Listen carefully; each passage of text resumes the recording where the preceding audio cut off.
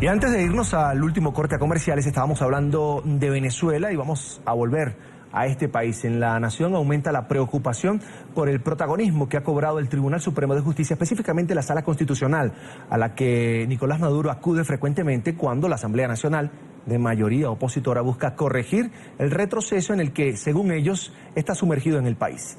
En Caracas, la capital de Venezuela, nos acompaña Enrique Márquez, es el primer vicepresidente del Parlamento venezolano. Le damos la buena tarde y las gracias por estar con nosotros.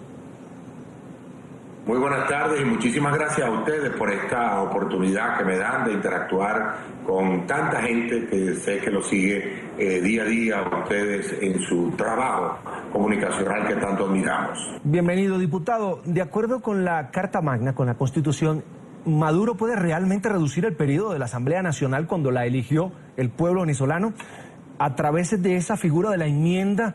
¿Él lo puede hacer como tal? Además, ¿cómo sería ese proceso para activar la medida que ya anunció Maduro que haría, además?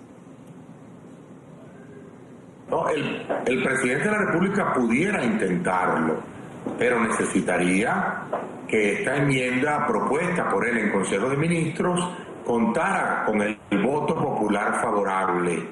En Venezuela no hay ninguna enmienda que no vaya a ser ejecutada, que no tenga necesidad de contarse en la consulta popular. De tal manera que si el presidente toma la iniciativa, tendría que enviar su propuesta al Consejo Nacional Electoral y someterla a una consulta popular, y de igual manera a la enmienda que nosotros desde la Asamblea Nacional estamos impulsando para el cambio político en Venezuela. Ahora, hay algo muy importante en esta propuesta del presidente, la cual nosotros tomamos muy en serio. Es el reconocimiento de que es posible el recorte del mandato de un poder constituido y en ejercicio a través de una enmienda constitucional. Varios de sus colaboradores han señalado que la enmienda propuesta por la Asamblea Nacional no puede aplicársele al presidente Maduro porque no hay ninguna ley que tenga retroactividad. Bueno, pero en este caso el propio presidente está planteando que el asunto contrario, de tal manera que si el presidente insiste en esta propuesta, que tiene todo el derecho de hacerlo, pues nosotros le lanzamos el reto que hagamos las dos enmiendas de tal manera de que el pueblo venezolano, que es lo único que estamos pidiendo, tenga la oportunidad de participar en una consulta popular que resuelva esta crisis política, económica y social que tiene al venezolano común en medio de una catástrofe, en medio de una calamidad, en medio de una pesadilla. Diputado, ¿sigue el gobierno desconociendo al Poder Legislativo? Es más, le da prácticamente una orden a la Sala Constitucional del Tribunal Supremo de Justicia para que desestime todas las propuestas de la Asamblea. ¿Qué se está haciendo para resolver esta situación?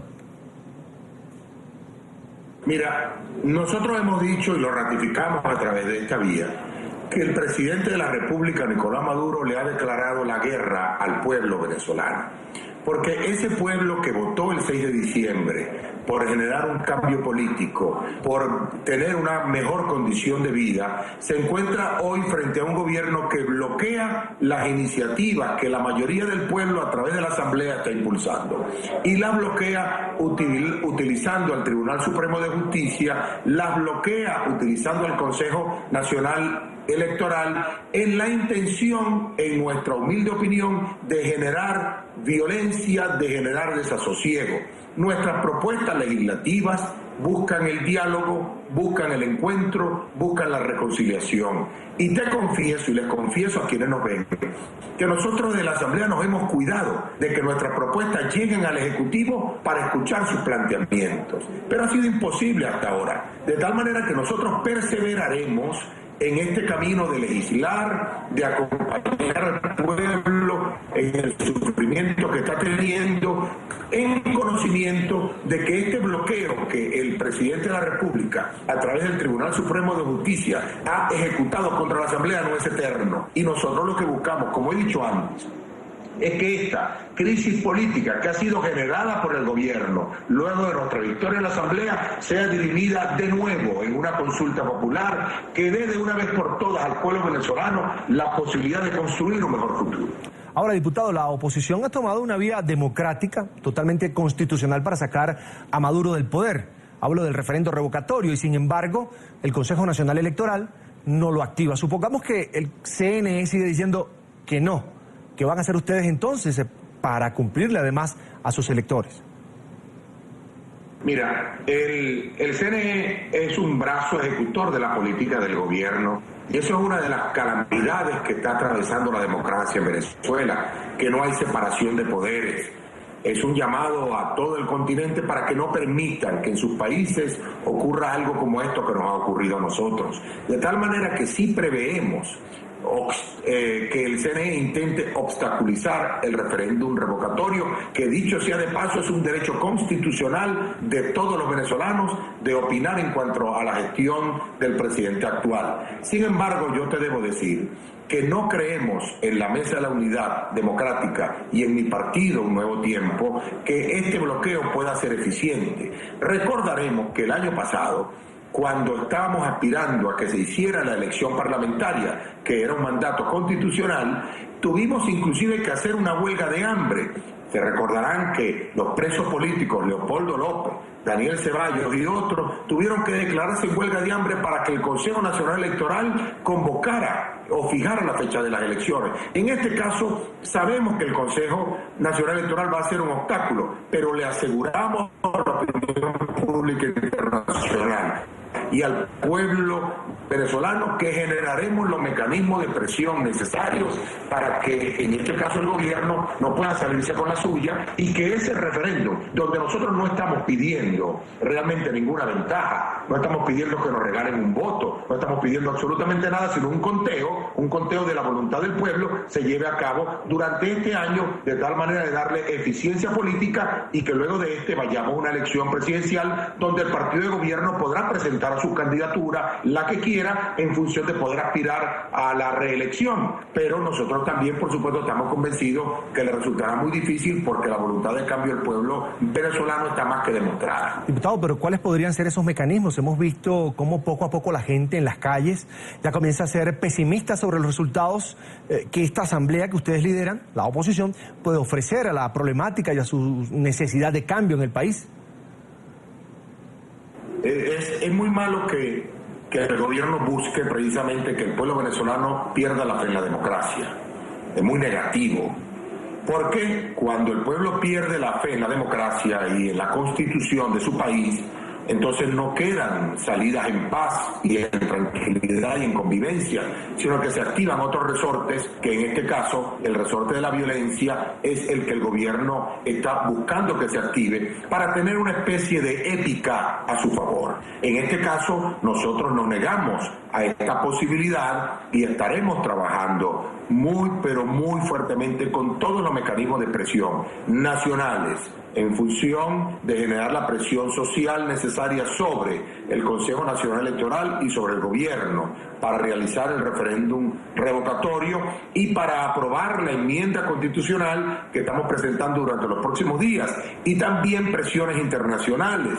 Le estamos advirtiendo tanto a la UNASUR como a la Organización de Estados Americanos, como a la ONU, como a la Unión Europea, de la situación que se está presentando en Venezuela. Ustedes conocerán el hecho de que el mismo domingo de resurrección, su santidad el Papa Francisco hizo un llamado al diálogo en Venezuela. Nosotros respetamos ese llamado y creemos que efectivamente el diálogo político e institucional es la mejor salida que tenemos en Venezuela. Desafortunadamente, y lo debo decir con mucha preocupación, el gobierno de Nicolás Maduro no piensa igual y ha cerrado la puerta al diálogo político e institucional, que es lo que estamos buscando, de tal manera que los mecanismos de presión serán nacionales e internacionales para conseguir no el derrocamiento del presidente, sino una consulta popular que haga que el pueblo opine de si está de acuerdo en continuar en la catástrofe en la que vive o de cambiar su futuro a través de la elección de un nuevo presidente de la República. Estamos conversando con Enrique Márquez, es el primer vicepresidente de la Asamblea Nacional de Venezuela. Diputado, tengo una consulta más obligatoria, además, para mí.